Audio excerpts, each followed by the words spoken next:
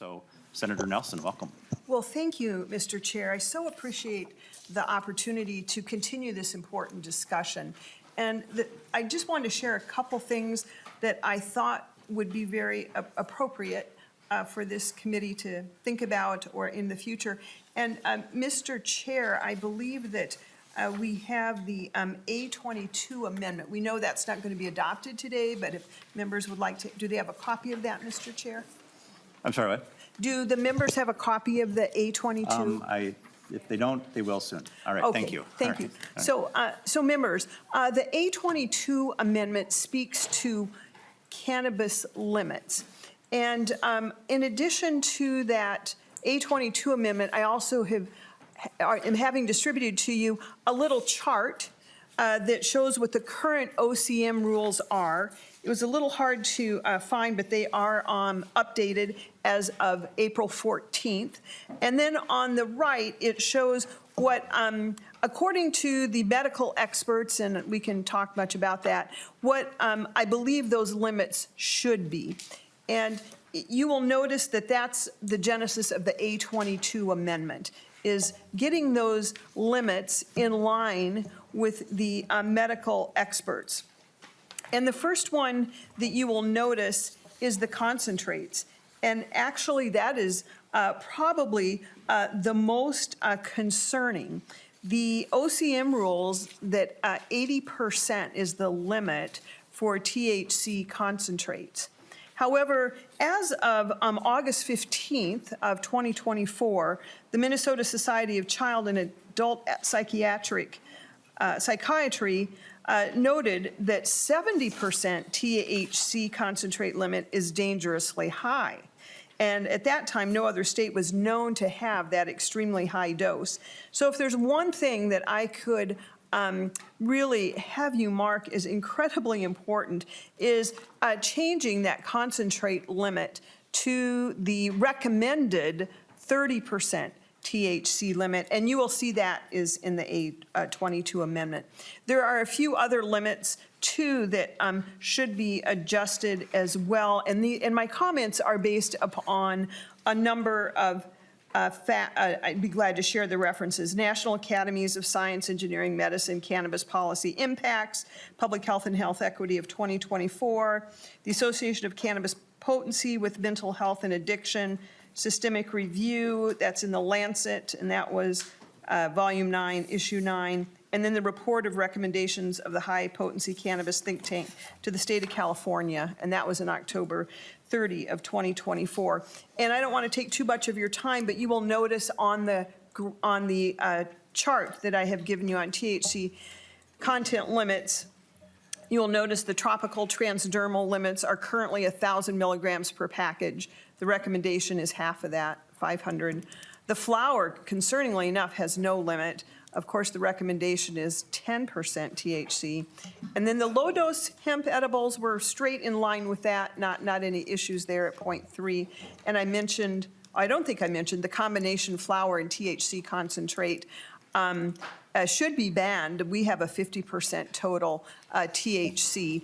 And if anyone would like, I'll be glad to share those medical pieces with you about why it's important. The one thing I did neglect to mention, which I'm so glad you did, is number one, that we would want the office to enforce limits. So not just may establish, and I understand that we are far beyond just may establish, but we need limits. So thank you for that discussion. I have one other item, Mr. Yes. Chair. And I really hope these limit discussions continue going forward. The second amendment that has been prepared here is the amendment about labels. And this is the A23 members. Yes, thank you, Mr. Chair. And Mr. Chair and committee members, I also printed out even a sheet for you about what the A23 would look like as far as what those labels would be. And again, this would just make sure that currently there are not these labels on the products themselves, much as you might remember how tobacco fought having labels on tobacco for a long time. But we do have those warning labels now on individual packages of tobacco products, but my understanding is the current law does not require any labeling. There's a regulation that there must be a warning posted somewhere in the store, maybe visible, maybe not so visible, and they're not exactly sure what's on that warning label. And so it seems to me that it would make much sense and need, quite frankly, that we do adopt recommended warning statements. And I did hand those out to you. It should be in print, no less than 8 type, very similar to the U.S. FDA warnings on tobacco products. We've had those for a number of years now. And we need to also put it in addition to not for children warning symbol, which you see a graphic of on the bottom of your sheet. So that should be on each package by the OCM. And then I'll just briefly read those warnings just into the record, which I think very much follow tobacco use. Do not use cannabis during pregnancy or breastfeeding. Warning, the smoke from cannabis increases your risk of heart and lung disease. Warning, cannabis can cause psychosis, addiction, and worsen mental health disorders. Warning, using cannabis before age 25, as the director noted, can harm brain development. And warning, do not drive under the influence of cannabis. I do believe that's already in our current statutes, but those need to be visible on the packages.